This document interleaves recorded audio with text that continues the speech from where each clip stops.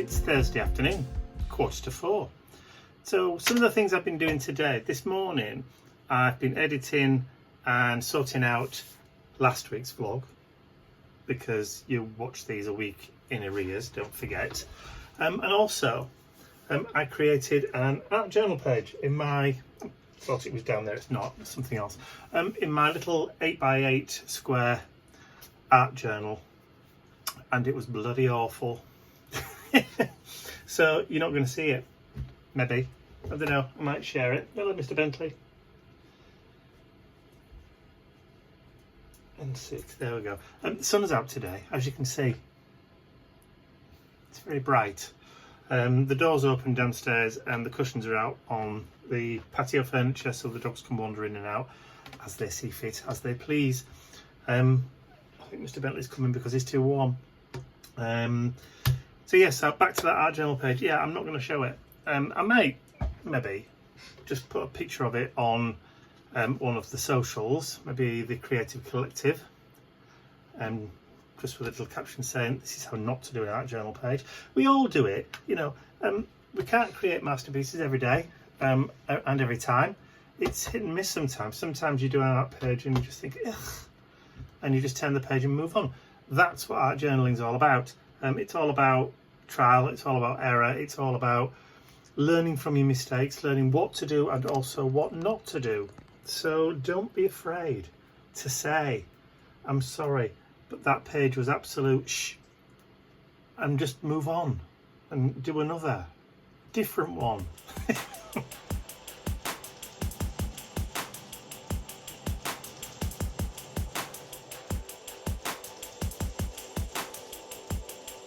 Well, I'm in the garage. I'm getting ready for the Asylum. If Yes. you pan to the cabinet, Mike, and there's boxes of stuff everywhere. Full cabinets, Yeah. full cabinets of stock. Look, he's been very, very busy. Look, he's also bought himself a new drill. A new pillar drill as well. Why did I have to get And the new pillar drill, well, Mike? because you broke the other one, didn't you? Well, it bit me. It bit me in the week and drilled into my hand. It's a lot better. Yes. And then it went faulty while I was working on something, so I just adjusted it with a very big hammer. With a very big hammer. But the reason I'm talking to you, we've got a lodger. Yes. It's called Bernard. Yes. We've had a chat. Yes. Bernard's quite happy to stay where he is, and I'm happy for him to stay where he is as well. Mike is actually shitting oneself. This is about as close as I'm going to get to Bernard. There's Bernard. Bernard's quite a big lad. Yes. I know for the States he's not a big lad, but for here he's. He must be 2 inches across. I'd say bigger than that, actually. I'd say 3 inches across, at least 3 inches across. And I do apologise to anybody that has arachnophobia, any kind of horror of anything with more than 4 legs, like I do. Octopuses have got more than 4 legs. I don't like them either. Oh, so, octoputrist. I mean, 6 at a push, but not 8 for sure. So he's stopping up there. If he stays up there, I'm happy. Yes. If I come in and he's not down there, there'll be a lot of yells. I was going to say, the problem is when you leave here on an evening, yes, and come into the house, yes, and turn the lights off, yes, and then when you come in the morning, and he's not there and you don't know where he is, that's the issue. Yeah, because he could be anywhere. Well, I've been nice to him, so hopefully he's going to reciprocate. He's not going to bite me. No. Luckily, in the UK, we have no spiders that are, you know, poisonous or dangerous. So thankfully, it should be all right. It should be okay. If he doesn't like it, he can always leave. Yeah. Well, I'm not going to hurry him. I'll tell you that. I'm not going anywhere near him. He can stay as long as he likes. I think we may have purchased too many silicone moulds, Ian. There's no such thing as too many silicone moulds, Mike. Do you want to put one over here somewhere? I'll move that lot in a minute. Quickly, because they're blooming heavy. Oh, God. If silicone's so heavy, how do these people cope with these big silicone boob jobs then? Oh, let's not go there on a Sunday. Oh, no.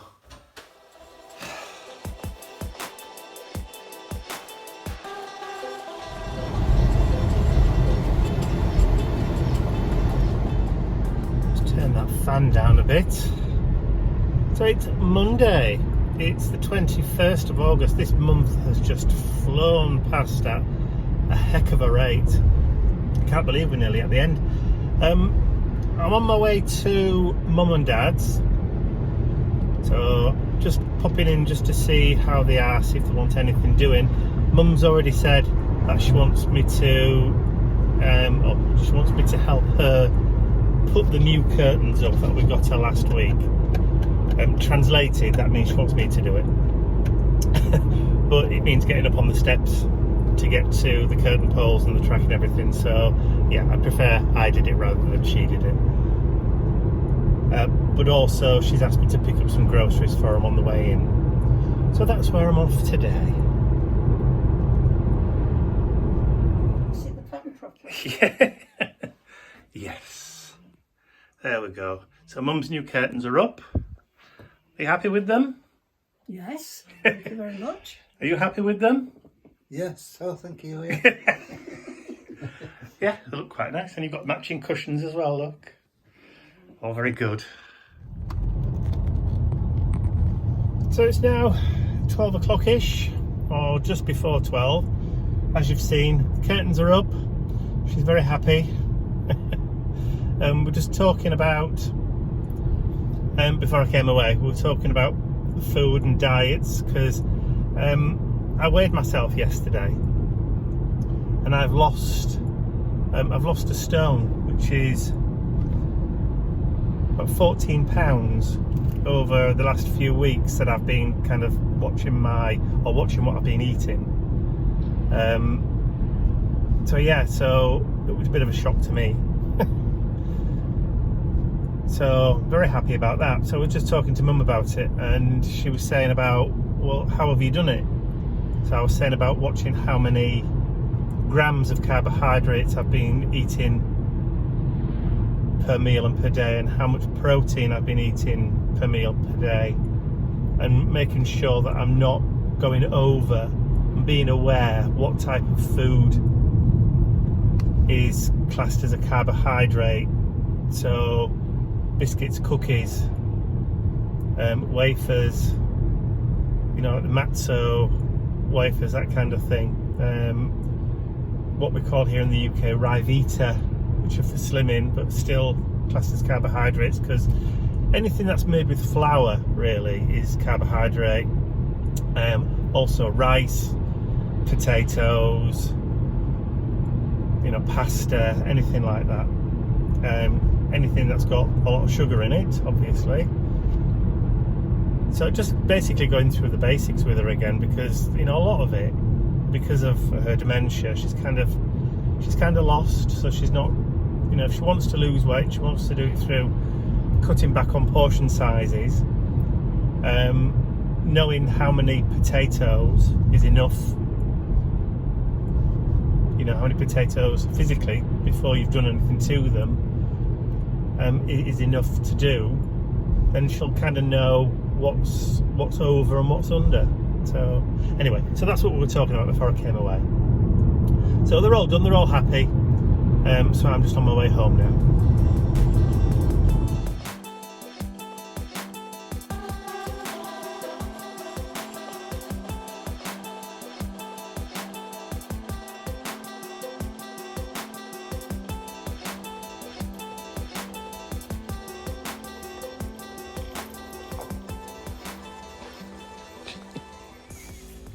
Look away, look away. Sun's out.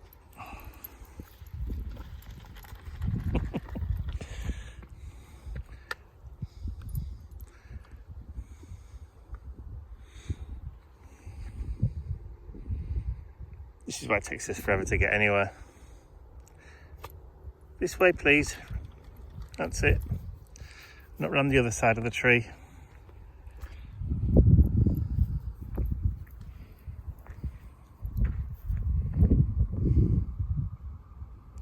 So many nice smells.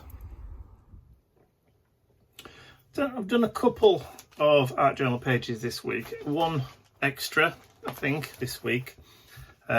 Just because. Just because I could.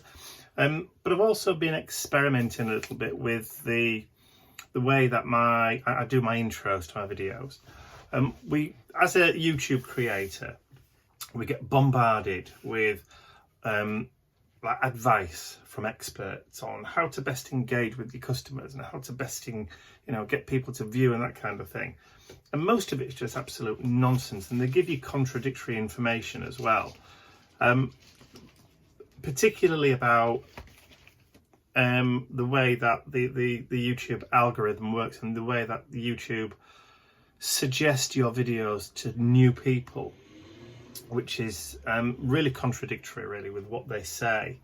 They basically say, A, that it doesn't matter what time of the day you upload a video, because most people will pick it up within a 24-hour period anyway.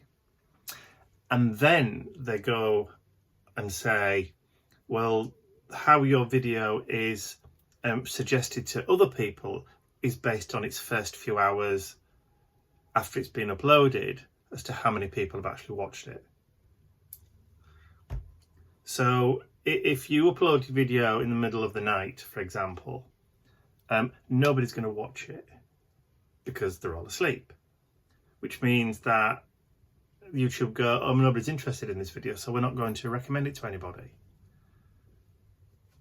So it's kind of contradictory. Anyway, so I've been experimenting with a few different ways, because they've also changed the way that YouTube works. If you're watching, or if you use YouTube on a desktop computer, you'll have noticed now that when you move your mouse over a thumbnail, it plays the first few seconds as a kind of preview. So you've got to kind of try and make the first few seconds a little bit more interesting than just like a long intro like I used to do. So anyway, I've just been trying a few different bits and pieces, a few different graphics, trying a few different ways to introduce my videos. So yes, I've been playing around with that this week. Not very interesting for you guys, but kind of interesting for me, really, because it also keeps it fresh in the editing process, because I do so much video editing, not just for me, but for other people as well. It does keep it fresh and new if you do things different every now and again. What's that old saying? A change is as good as a rest.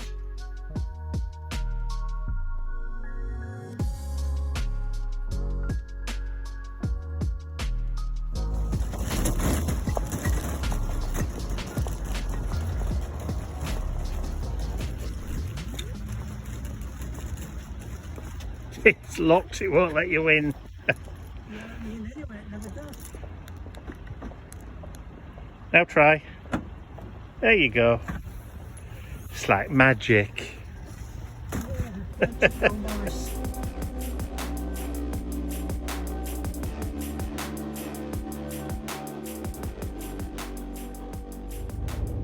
So it's Wednesday,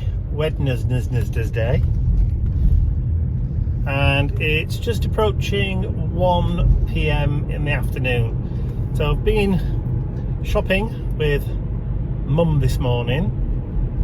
So we've both done epic grocery shops today, because I'm not going to be able to go and see them on Monday. This weekend is the Asylum in Lincoln, which I think I've mentioned previously. I will not be able to go this year because obviously Mum and Dad aren't well enough to look after the dogs. I think I've mentioned that already. But Ian will be taking the car. So, and because he now works on a Thursday, he'll be going to work tomorrow morning, and then he's going straight from his work straight to Lincoln, and then I won't see him again in person, because obviously we will be FaceTiming and speaking on the telephone, but I won't see him in person until Monday night. So, and it'll be about 8 o'clock on Monday night, and then on Tuesday he's back at work again, so I won't be seeing Mum and Dad again until next Wednesday. So it's a full week. So we've had to do a full kind of grocery shop and make sure that they've got enough to last them for the full period, Because normally if they run out of anything over the weekend, I just pick it up for them on the Monday. But I won't be able to do it. So yeah, epic shop today for both of us, because I've also had to stock up double the amount that I would normally get for the dogs and that kind of thing. So, but because Ian's going to be away, it does mean I get to eat a lot of the stuff that I like and he doesn't. Haha! Always a silver lining.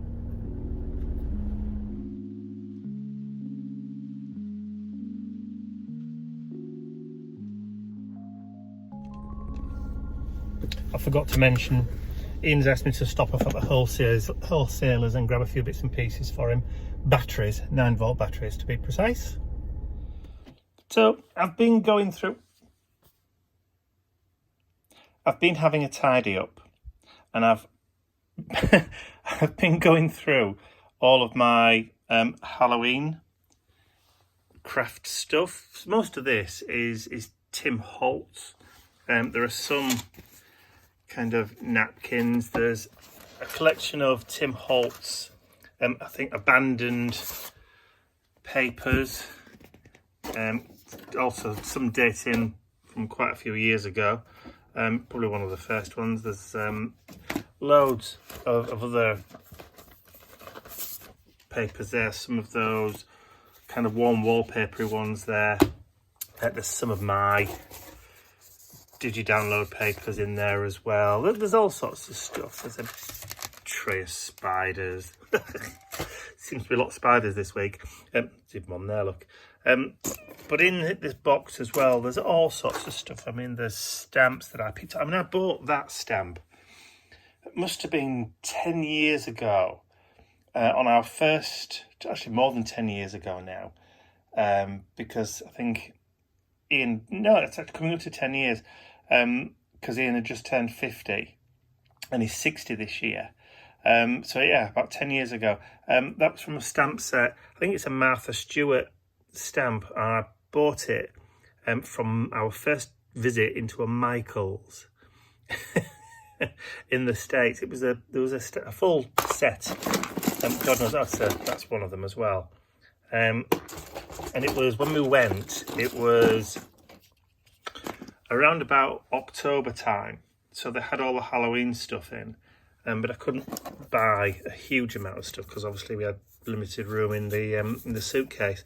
But anyway, so over the years, I've kind of picked up and stashed all my kind of little Halloween bits and pieces, all in one box. Oh, Craft Smart. So there's quite a few other, same again. Box of skulls unopened, but there's all this stuff. There's like the snippets, there's the stickers, there's ephemera, there's some of the layers, there's some cabinet cards. Like I said, there's loads and loads and loads of Halloween stuff, and I'm just kind of looking at it going, I really ought to do something with this. So I think what I'm going to do as part of my sort of 7 days of Halloween, I don't think it's going to be 7 days of Halloween this year. It may end up being a bit longer. I may try and utilise a lot of this stuff and a lot of this paper and that kind of thing. And I might try and create a Halloween journal, a Halloween junk journal made up of all this Halloween junk.